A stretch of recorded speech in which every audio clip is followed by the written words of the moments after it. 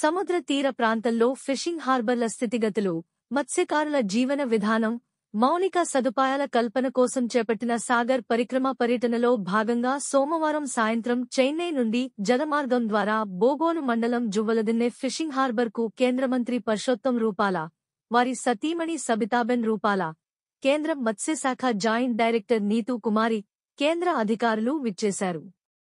ఈ సందర్భంగా ఏర్పాటు చేసిన సభలో కేంద్ర మంత్రి పర్షోత్తం రూపాల మాట్లాడుతూ మత్స్యశాఖ మంత్రిగా నూతన సంవత్సర వేడుకలను మత్స్యకారులతో కలిసి జరుపుకోవడం చాలా సంతోషంగా ఉందన్నారు. ఆంధ్రప్రదేశ్లో మత్స్య రంగ అభివృద్ధికి కేంద్ర ప్రభుత్వం సంపూర్ణ సహకారం అందిస్తూ అత్యధికంగా నిధులను కేటాయిస్తున్నట్లు చెప్పారు. ప్రధానమంత్రి మత్స్య సంపద యోజన పథకం ద్వారా ఆంధ్రప్రదేశ్లోనే అత్యధికంగా మత్స్యకారులు లబ్ధి పొందుతున్నట్లు చెప్పారు. సాగర్ పరిక్రమ కార్యక్రమంలో భాగంగా గుజరాత్, మహారాష్ట్ర, గోవా, కర్ణాటక, కేరళ, తమిళనాడు మీదుగా జలమార్గంలో ప్రయాణిస్తూ ఆంధ్రప్రదేశ్లో పర్యటిస్తున్నట్లు చెప్పారు. ఈ సాగర్ పరిక్రమ పర్యటన ద్వారా తీర ప్రాంతాల్లో హార్బర్ల స్థితిగతులు, ఫిష్ ల్యాండింగ్ సెంటర్లు, మత్స్యకారుల జీవన విధానం, మౌలిక వసతుల కల్పనపై నిశితంగా పరిశీలించే అవకాశం కలిగిందన్నారు.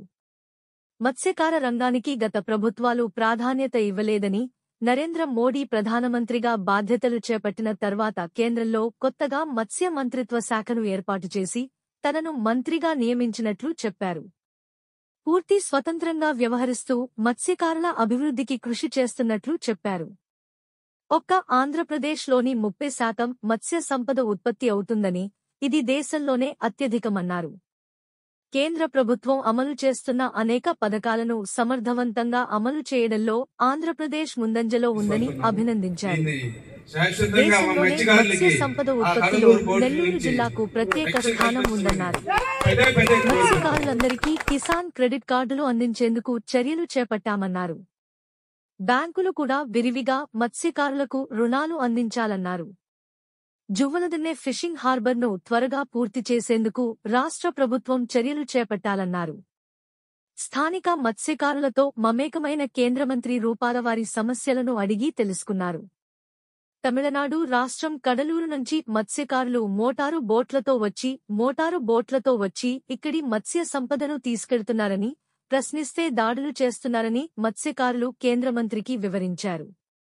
ఈ సందర్భంగా స్పందించిన మంత్రి త్వరలోనే ఇరు రాష్ట్రాల అధికారులతో చర్చించి ఈ సమస్యకు శాశ్వత పరిష్కారం చూపిస్తామని మత్స్యకారులకు హామీ ఇచ్చారు. రాజ్యసభ సభ్యులు బీదా మస్తాన్ రావు మాట్లాడుతూ ప్రధానమంత్రి మత్స్య సంపదన యోజన పథకం ద్వారా 20,000 కోట్లతో మత్స్యరంగ అభివృద్ధికి కేంద్ర ప్రభుత్వం కృషి చేస్తుందని చెప్పారు. ఆక్వా రైతులకు కూడా అన్ని విధాల మేలు జరిగేలా సీఏ చట్టంలో సవరణ చేసిన ఘనత ప్రధాని మోడీకే దక్కిందని చెప్పారు. రాష్ట్ర ప్రభుత్వం మత్స్య రంగ అభివృద్ధికి, సంక్షేమానికి చేపడుతున్న చర్యలను వివరించారు. కావలి శాసనసభ్యులు రామిరెడ్డి ప్రతాప్ కుమార్ రెడ్డి మాట్లాడుతూ బకింగ్హామ్ కెనాల్కు పూడిక తీసి కాలువ ద్వారా బోట్లు జువ్వలదిన్నె ఫిషింగ్ హార్బర్కు వచ్చేలా చర్యలు చేపట్టాలని కేంద్ర మంత్రికి విజ్ఞప్తి చేశారు. అలాగే జువ్వలదిన్నె ఫిషింగ్ హార్బర్లో ఒకవైపు 1,200 బోట్లు ఆగే పరిస్థితి ఉందని, మరోవైపు కూడా బోట్లు ఆగేందుకు నిర్మాణాలు చేపట్టాలని కోరారు. అనంతరం మత్స్యకారుల సమక్షంలో కేక్ కట్ చేసిన కేంద్ర మంత్రి రూపాల దంపతులు నూతన సంవత్సర వేడుకలను జరుపుకున్నారు. తొలుత మత్స్యకారులకు సబ్సిడీపై మోటారు వాహనాలను, కిసాన్ క్రెడిట్ రుణాల చెక్కులు మంత్రి అందజేశారు. ఈ కార్యక్రమంలో మత్స్యశాఖ commissioner Kannababu, APCOF chairman Konduru Anil Babu, joint collector Ronanki Kurmanath, మత్స్యశాఖ జేడీ నాగేశ్వరరావు అధికారులు వివ్యార్ బాబు, శ్రీనివాసులు, మత్స్యకార నేతలు పాల్గొన్నారు.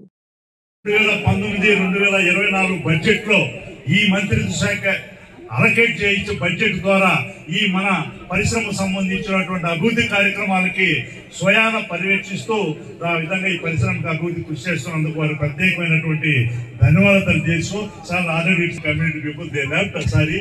So anyway, we are very happy to receive you and really we are honored with your presence here, and moreover Madam Ji also has come personally. Really thank you very much Madam Ji. So respect the different fishermen hamlets and the different villages. We are really thankful to the ministry. Thank you very much sir. Thank you. కోసం ఈరోజు మన ఆంధ్రప్రదేశ్ లో దాదాపు ఇందాక సోదరు చెప్పినట్టు 974 kilometres తీగ ప్రాంతం ఉంది. ఈ తీగ ప్రాంతంలో మత్స్యకారులకి బాగా వాళ్ళ ఆర్థిక పరిస్థితులు బాగుపడాలి కాబట్టి వారికి మనం ఇంతకుముందు గతంలో ఇక్కడ ఫిషింగ్ హార్బర్స్ లేవు కాబట్టి గుజరాత్కు, చెన్నైకు, పాండిచేరికి ఈ విధంగా పోవాల్సిన పరిస్థితి, వలసపోయే పరిస్థితి ఉంది.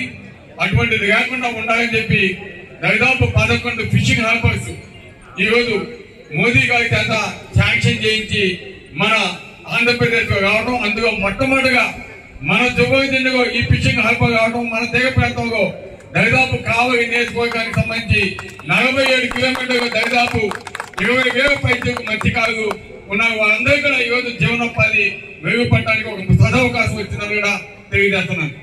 దీనివల్ల ఎంతో మంది మత్స్యకారు కుటుంబాలు ఆర్థికంగా బలోపేతం అవుతాయి. అదేవిధంగా ఇక్కడ ఈ పక్క చుట్టుపక్కల ప్రాంతాల్లో కూడా ఈ బిజినెస్ వల్ల అనేక రాకపోకలు, ట్రాన్స్పోర్టేషన్ ఇవన్నీ కూడా రావడమే కాకుండా ఇక్కడ అనేక పరిశ్రమలు కూడా వచ్చేదానికి, ఫిషింగ్ కి సంబంధించి, మత్స్య సంపదకు సంబంధించి అనేక పరిశ్రమలు వచ్చేదానికి కూడా అవకాశం ఉన్నందువల్ల దీనివల్ల ఈ సరౌండింగ్స్ విలేజెస్ అన్ని కూడా ఆర్థికంగా బలోపేతమయ్యేదానికి ఈరోజు అటు జగన్మోహన్ రెడ్డి గారు, ఇటు మోదీ గారు ఇద్దరు కూడా కలిసి ఇవన్నీ కూడా చేయడం నిజంగా చాలా సంతోషమని కూడా మీ అందరికీ తెలియజేస్తాం.